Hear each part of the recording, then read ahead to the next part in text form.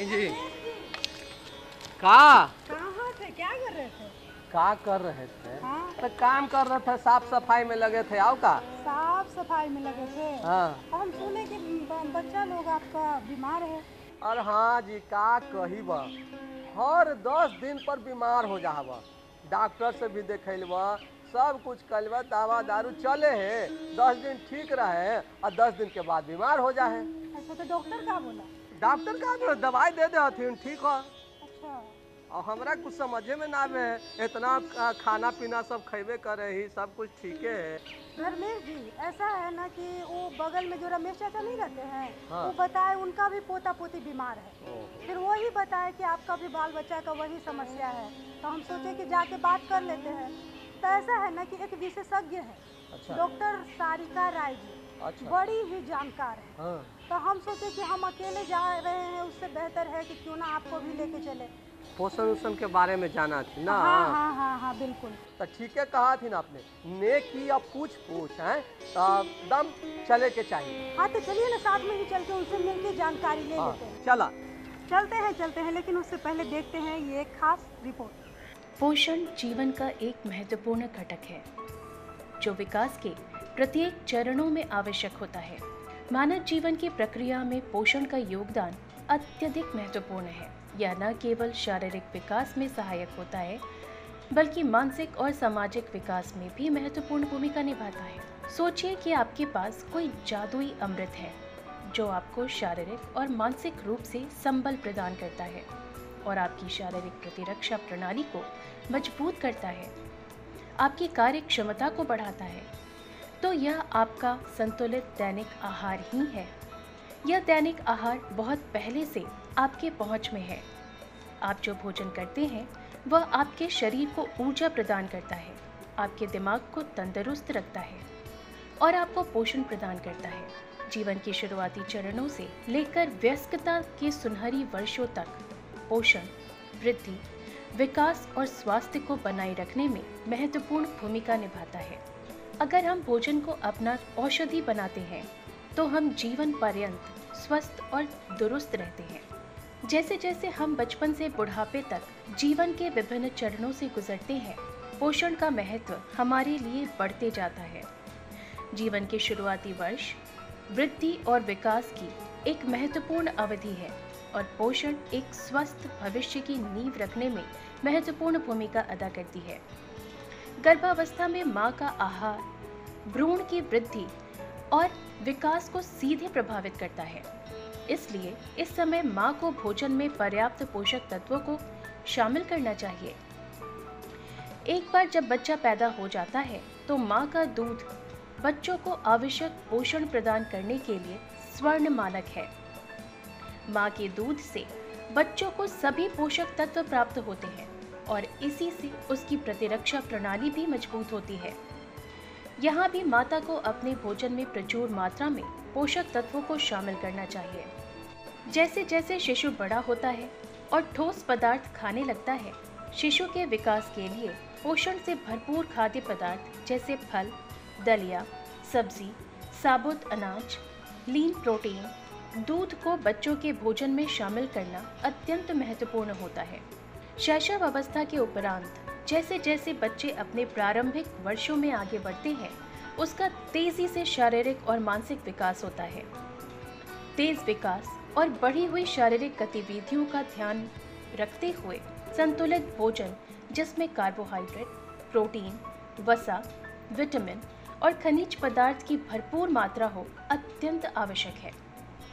भोजन में नट्स, बीज, फल, सब्जियां, साबुत अनाज, डेयरी और डेयरी प्रोडक्ट, घी, अंडा, मांस, मछली आदि को निश्चित रूप से शामिल करना चाहिए। किशोरावस्था के उपरांत जैसे जैसे व्यक्ति वयस्कता की ओर बढ़ता है, समग्र स्वास्थ्य को बनाए रखने के लिए पोषण महत्वपूर्ण हो जाता है। हम क्या खा रहे हैं और हमारे पास क्या क्या विकल्प है, यह हमारे स्वास्थ्य को गहराई से प्रभावित करता है। वयस्कता के दौरान पौष्टिकता से भरपूर भोजन जैसे साबुत अनाज, हरी सब्जियां, भरपूर सलाद, ताज़ा फल, दूध, नट्स, जूस आदि को नियमित रूप से भोजन में शामिल करना चाहिए। यह हमारी रोग प्रतिरोधक क्षमता को बढ़ाता है और बीमारियों को आने से रोकता है। वृद्धावस्था में पोषण का महत्व और भी बढ़ जाता है। इस चरण में शारीरिक और मानसिक स्वास्थ्य को बनाए रखना आवश्यक है। वृद्ध लोगों को विशेष रूप से प्रोटीन, कैल्शियम और फाइबर की आवश्यकता अधिक होती है। ये पोषक तत्व मांसपेशियों के स्वास्थ्य और पाचन तंत्र के लिए महत्वपूर्ण होते हैं। जैसे जैसे उम्र बढ़ती है, हृदय रोग, उच्च रक्तचाप और अर्थराइटिस जैसी समस्याओं का जोखिम बढ़ता है। विकास के विभिन्न चरणों में पोषण का महत्व अलग अलग होता है। प्रत्येक चरण में पोषण संबंधी चुनौतियां और आवश्यकताएं होती हैं, जिन्हें समझना और उन पर ध्यान देना आवश्यक है।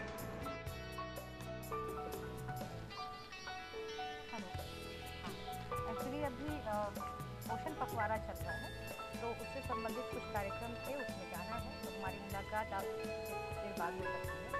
फिलहाल तो इस सभा को संबोधित करने का है और हम लोग पोषण और आहार से संबंधित कार्यक्रम आयोजित करेंगे, तो लगता है कि बहुत बेनिफिशियल होगा हमारे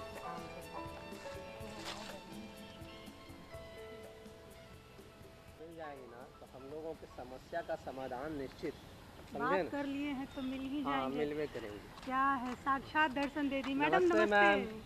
कैसी है मैडम? बढ़िया। आप बताइए। हम लोग भी अच्छे ही हैं। हम तो बहुत अच्छा ही मैम। का कहीं आजकल हमारे घर में ना बीमारी के दौर चल, दोनों बाल बच्चा जो है हर 10 दिन 15 दिन पे बीमारे हो जाए। अब पता ना, इतना इलाज भी करैली, सब कुछ डॉक्टर से देखवैली, काजी देखैली ना? हाँ हाँ बिल्कुल, हाँ, बिल्कुल। तो देखैली, फिर भी बच्चा ठीक होवे है, फिर बीमार हो जाए। अब पता न का होल का न होल, यही सब सोच के कोई बोल डालथिन कि खाए पिए में पोषण उषण के बारे में भी अब बढ़बे न कर, विकास है ना।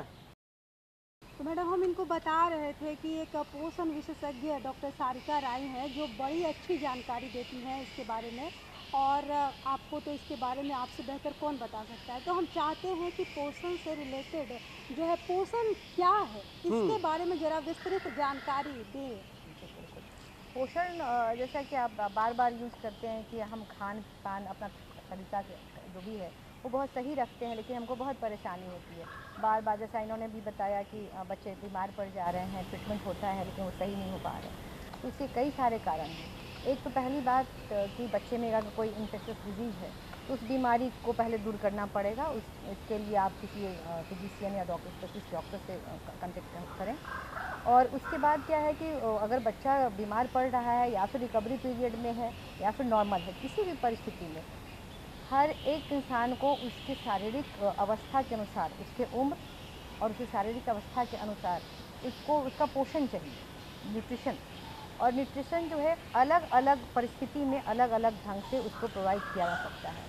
फॉर एग्जांपल, एक परिवार में कई एज ग्रुप के लोग होते हैं, तो अब अगर कोई छोटा बच्चा है, वो 2-3 साल का है, कोई 8-10 साल का है, 15-20 साल के कोई है परिवार में, ओल्ड एज वाले हैं, तो एक परिवार में कई एज ग्रुप के लोग को मिला करके एक परिवार बनता है। और उस परिवार में जो भी फूड हैबिट है, हम जो खाना खाते हैं, तो कई बार देखा गया है कि भौगोलिक स्थिति जैसी होगी, हमारा फूड हैबिट, जो हमारा पोषण है, वो उस जोग्राफिकल कंडीशन के अनुसार होता है।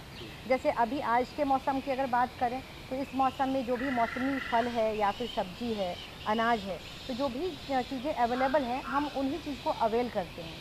तो ये ज़रूरी है कि हम अपने भौगोलिक क्षेत्र को ध्यान में रखें और हमारी जो अवस्था है, उपलब्धता है, उन चीज़ों को प्रायोरिटी में रखें। इसके बाद क्या है कि हमारी परिस्थिति, हम जिस भी एज ग्रुप में चल रहे हैं, बिलोंग कर रहे हैं, वहाँ पर पोषण, अगर पोषण को देखें तो पोषण को हम 3 भाग में बांट सकते हैं। 3 भाग भाग मैम? में, हाँ, 3 तरह का पोषण हो सकता है। अच्छा। एक है सुपोषण। सुपोषण में हो गया संतुलित आहार, एकदम जो हमारा एज ग्रुप है, हमारा जो फिजिकल कंडीशन है, हम जिस तरीके का काम करते हैं, तो कितनी कैलोरी चाहिए, जिसे ऊर्जा कहते हैं, कि हम कभी अगर खड़े हैं तो हमारे बॉडी में उतना स्ट्रेंथ है, तब जब हम बीमारी की अवस्था में होते हैं, कोई सर्जरी होती है, कोई फीवर है, कोई लंबी बीमारी हो गई है, तो अमूमन देखने को मिलता है कि हम खड़े नहीं हो पाते, उठ नहीं पा रहे हैं, या फिर बोल नहीं पा रहे हैं, सांसें फूलती हैं। तो ये सारा कंडीशन जो है, ये एबनॉर्मल कंडीशन है। एक सामान्य इंसान को जिस परिस्थिति में जीवन जीना चाहिए, उससे बियॉन्ड जब हम चले जाते हैं, तो वो कह सकते हैं कि वो बीमारी की अवस्था है। स्वास्थ्य को बनाए रखना वो सबसे पहले किसी भी इंसान का जो नैतिक कर्तव्य है, वो अपने आप के प्रति है। वो ये है कि आप एक संतुलित पोषण, संतुलित आहार लें। और संतुलित आहार की बात करें तो ये सुपोषण जो हम जैसा बता रहे हैं अभी, तो इसमें है एक एकदम संतुलित आहार, दूसरा है आदर्श, आइडियल फूड। तो संतुलित आहार में हमारी जो भी शारीरिक स्थिति है, शारीरिक स्थिति के साथ साथ हमारा जो नेचर ऑफ वर्क है, हम जिस एज ग्रुप में हैं, जिस तरीके का हम काम करते हैं, तो वो हर एक चीज़ जो है वो काउंटेबल है उस पूरे सर्कमस्टांसेस में, कि हम जो कुछ भी खा रहे हैं तो हमारा विकास भी होना चाहिए, ग्रोथ भी होना चाहिए, लेकिन हमारा मानसिक विकास भी होना बहुत ज़रूरी है। तो हम संतुलित आहार जब लेते हैं, उसमें क्या है कि हम जिस भी परिस्थिति में अपने जीवन को लेकर के चल रहे हैं, हमारा जो जीवन जहाँ पे एग्जिस्ट कर रहा है, अगर वहाँ पर उस भौगोलिक क्षेत्र में अधिक गर्मी है या फिर अधिक ठंड है, बारिश का मौसम है, जो भी है, तो जिस भी परिस्थिति में हम सर्वाइव कर रहे हैं, हम उस सारे कंडीशन को देखते हुए एक रिक्वायरमेंट जो है हमारे बॉडी का, और एक परिवार की अगर बात करें तो कहते हैं कि हर एक परिवार में एक मेन्यू होता है, जिसको प्लान करके हम चलते हैं कि उसका आज का भोजन क्या होगा। डेली एक जैसा खाना जो बहुत उबाऊ है, या फिर एक ही तरह के बहुत सारी चीज़ को खा लेना, वो भी एक गलत चीज़ है, गलत परंपरा कर सकते हैं जी। दूसरा है कि आदर्श फूड, न्यूट्रिशन की अगर बात करें तो एकदम आइडियल फूड होना चाहिए है वहाँ पे। इस ग्रुप के अंतर्गत अगर देखें तो हमारी जो भी शारीरिक स्थिति है, हमारा काम करने का तरीका, जीवन यापन का जो भी ढंग है, उस ढंग के आलोक में हमारा जो भी रिक्वायरमेंट है बॉडी का, जब हम उस तरीके से कैलोरी, प्रोटीन, आयरन, जो भी रिक्वायरमेंट है इसका न्यूट्रिशन का, उन सारी चीज़ों का एक संपूर्ण कह सकते हैं कॉम्बिनेशन जो है, वो अगर हम इनहेल करें, खा रहे हैं, अगर हमारे फूड में शामिल है वो, तो हमारा स्वस्थ शरीर बहुत तरीके से काम करेगा और हम बैलेंस लाइफ, एकदम संतुलित जीवन जी सकते हैं। तो ये हाँ, एक फूड का एक जो था पोषण का, तो एक तो हो गया हमारा कि ये संतुलित आहार हो गया, सुपोषण। दूसरा है कुपोषण, कि अब जब हम कुछ खा रहे हैं तो हमारे बॉडी का रिक्वायरमेंट कुछ और है और हम खा कुछ और रहे हैं। अभी अगर हमारे बॉडी को अधिक प्रोटीन की ज़रूरत है, हम अधिक हाई कैलोरी डाइट में अगर एनर्जी ज़्यादा ले रहे हैं, या कार्बोहाइड्रेट ज़्यादा ले रहे हैं, या फैट ज़्यादा ले रहे हैं, तो उसमें हो सकता है कि असंतुलित हो जाएगा। तो असंतुलन जैसे ही होगा तो कई सारी बीमारी, जैसे आपने कहा कि बच्चे बार बार बीमार पड़ रहे हैं, उनका ग्रोथ नहीं है, ट्रीटमेंट के बाद भी वो सही नहीं हो रहे हैं, सब बात ग्रोथ नहीं है। तो इस तरीके का जब भी सर्कमस्टांसेस डेवलप होगा, तो वैसी परिस्थिति में इस तरह की परेशानी उत्पन्न हो सकती है। तीसरा है विशिष्ट पोषण। एक बार हम पोषण को पहले बिल्कुल। विशिष्ट पोषण में हो सकता है किसी स्पेसिफिक पोषण का, न्यूट्रिशन की कमी हो सकती है, या फिर अधिकता हो सकती है। इसमें ज़रूरी नहीं है कि उसी की कमी ही होगी, डिफिशिएंसी होगी। हो सकता है कि आप किसी खास खाद्य पदार्थ का सेवन इतना ज़्यादा कर रहे हैं कि उसके ज़्यादा हो जाने से, इंटेक लेवल बढ़ जाने से कोई विशेष तरह की बीमारी हो गई है। जैसे आप आयरन अगर अधिक लेते हैं, या फिर सॉल्ट, नमक आपके इसमें फूड में ज़्यादा है, तो हो सकता है कि ब्लड प्रेशर का आपको प्रॉब्लम हो जाएगा। तो वैसे कंडीशन में कि जब भी अपना आहार आयोजन कर रहे हैं, तो मील प्लान करने के समय ये देखना पड़ेगा कि हम किस अवस्था में हैं, शारीरिक अवस्था क्या है, उम्र क्या है हमारी, और पोषण कहते किसको हैं, ये स्पष्ट हो चुका है कि हम इन सारे फूड्स को अपने फूड में शामिल करेंगे, जो फूड हैबिट है। सामान्यतया अपने जीवन में जो आसपास में चीज़ें उपलब्ध हैं और एकदम फ्रेश हो, ताज़ी सब्जी है, ताज़ा फल है, तो ये सारी चीज़ें जो हैं हमारे बॉडी का जो रिक्वायरमेंट है उसको फुलफिल करने में कैपेबल। आपने बिल्कुल सही कहलथिन मैम कि पोषण लगी हर उम्र के लोगों के लगी अलग अलग चीज़। घर में अगर सब सदस्य हथिन तो उन सब के ख्याल लगी, सबके पोषण लगी, और अलग अलग न्यूट्रिशन के जरूरत पड़े है। तो हम आज तक तो हमनी के गांव घर में तो लोग यही कहथिन, एक के जगह खाना बनल, सब लोग मिलजुल के खैलन आ खुश होलन, लेकिन ओकरा में केकरो कुछ कमी रह जाए, कोई कुछ रह जाए, कोई बच्चा तेज हो जाए, कोई बुड़बक रह जाए, कोई छोटा रह जाए, कोई बड़ा हो जाए, तो संतुलित न रहे। तो संतुलित रहे लगी में हम सबके पोषण पर बहुत ध्यान देवे के। बिल्कुल, एक तो कि पोषण पर ध्यान देंगे, दूसरी बात आपने कही कि परिवार में सारे मिलजुल करके जो भी खाना बना है उसको खा लेते हैं और खुश हो जाते हैं, ये अच्छी बात है। फूड एक कल्चर है, वो परिवार को बांध के रखता है, समाज को बांध के रखता है। हमारा विकास भी इसी संदर्भ में हुआ है। अगर खाने का अगर फूड कल्चर नहीं होता तो शायद हम इतने विकसित नहीं होते। तो खाना जो है एक सामाजिक परंपरा है, इससे एक दूसरे का लगाव, प्यार और स्नेह, समर्पण सब समाहित है इसमें। साथ ही जैसे आपने कहा कि परिवार में कई लोग हैं जो मिलकर एक परिवार बनता है, तो उसमें एज ग्रुप अलग अलग है। जैसे कोई 2 साल का बच्चा होगा, कोई 6 महीने का होगा, कोई 8 से 10 साल का होगा, 15 से 20 साल का होगा, कोई प्रौढ़ावस्था में होगा। तो पहले एक बार हम लोग देखें कि ये अवस्था जो है उसको अगर देखते हैं तो 6 भाग में हम बांट करके देख लें। अच्छा मैम, तो 6 भाग में बांटिन अपने बताई, लेकिन अभी एगो छोटा सा ब्रेक के टाइम हो गए है, तो हम छोटा सा एक ब्रेक ले ही अब फिर मिले हैं। जी बिल्कुल। 6 अवस्थाओं को क्रमानुसार अगर देखें तो हर एक अवस्था की आवश्यकता अलग अलग है। अब सवाल उठता है कि एक परिवार में अलग अलग उम्र के लोग रह रहे हैं, तो उनका पोषण कैसे संतुलित किया जाए। स्वास्थ्य सबसे बड़ा वैभव, इसलिए आपका स्वास्थ्य हमारा भी सरोकार। मान्य चिकित्सा पद्धतियों के विशेषज्ञों से होगी आपकी सीधी बात, जहां आप टोल फ्री नंबर पर ले सकेंगे अपने और अपनों के लिए चिकित्सकीय परामर्श।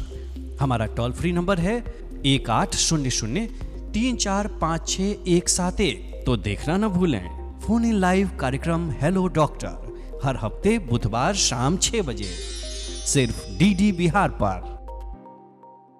सुंदर वचनों से दिन की शुरुआत, बीती दुनिया की बात जीवन दर्शन और स्वास्थ्य की भी, सुरीले नगमे और आपका साथ, हर दिन नए मेहमान और मेजबान बिहार बिहान।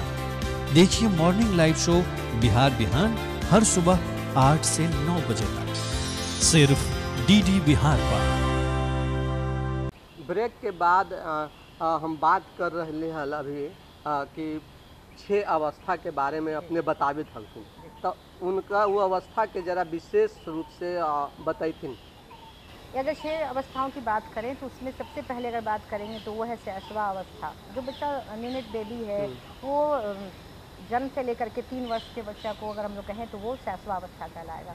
उसके बाद है बाल्यावस्था, 3 से लेकर के 7 वर्ष को हम बाल्यावस्था में ही काउंट कर सकते हैं। उसके बाद किशोरावस्था, जबकि बच्चा एकदम ट्रांजैक्शन के फेज में होता है, बहुत खेलता कूदता है, कैलोरी ज़्यादा बर्न करता है।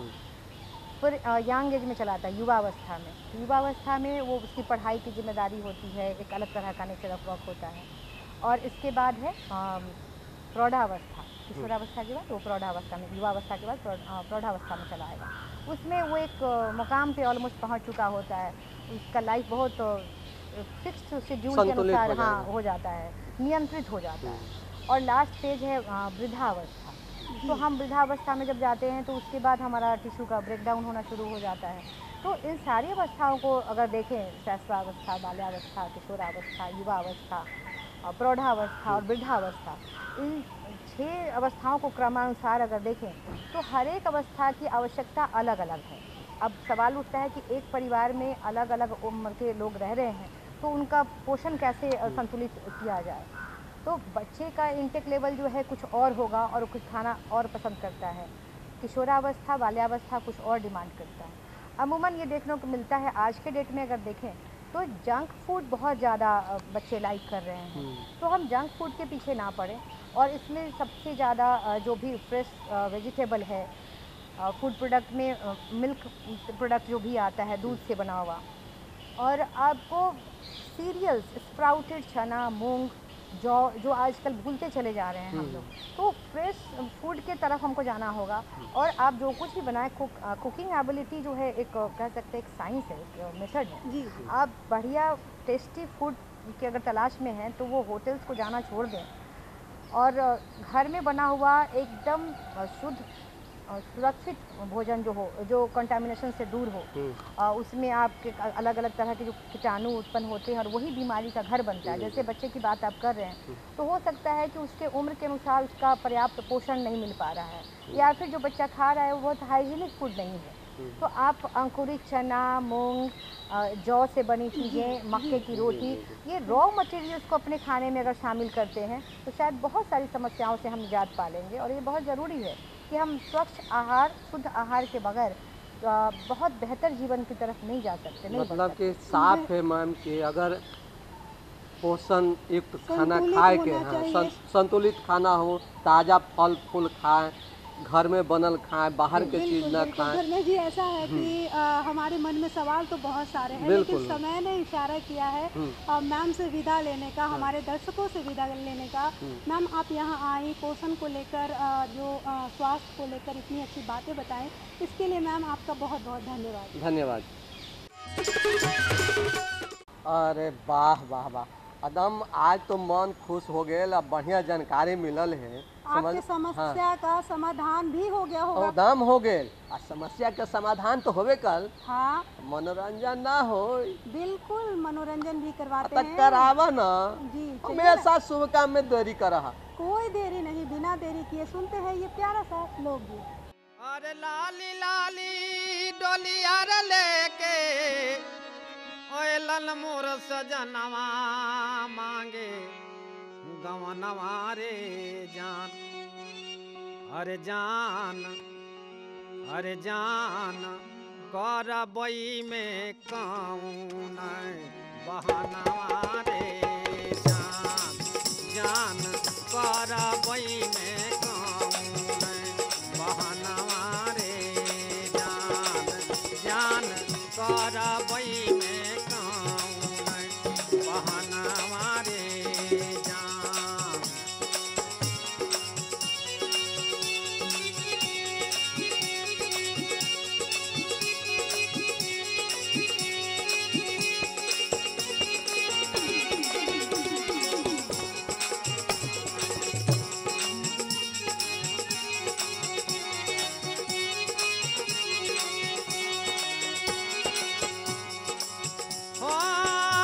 थर थर कांपे लागल हमारी बदनावा छूटल भवनवा रे जान। थर थर कांपे लागल हमारी बदनावा छूटल भवनवा रे जान। जान सीखली नारे कहू रहनवा रे जान। सीखली नारे कहू रहनवा रे जान।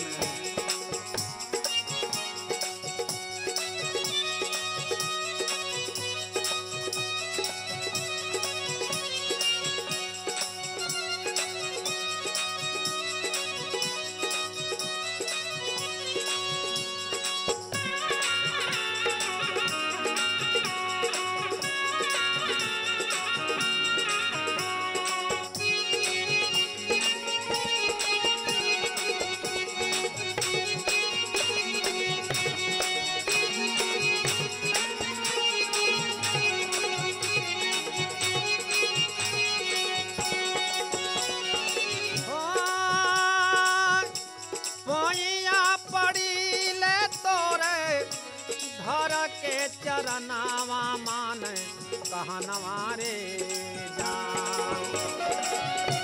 पैया पड़ी ले तोरे धर के चरनावा मान कहनवा रे जान।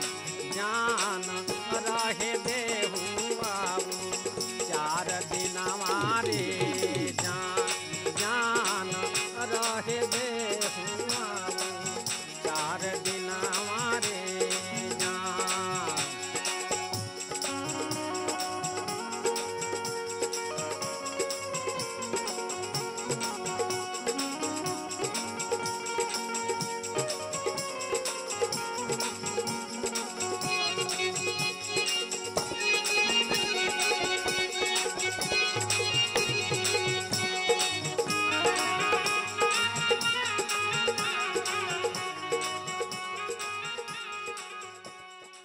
अरे वाह वाह वाह वाह, कितना बढ़िया, कितना सुंदर लोकगीत लगला, मन आनंदित हो गल भाई। बिल्कुल, लगता है कि हमारा कार्यक्रम ही पूरा हो गया। तो आपके मन में हमारी कार्यक्रम से संबंधित कोई विचार हो, कोई सवाल हो तो अपने लिख सकलथिन है।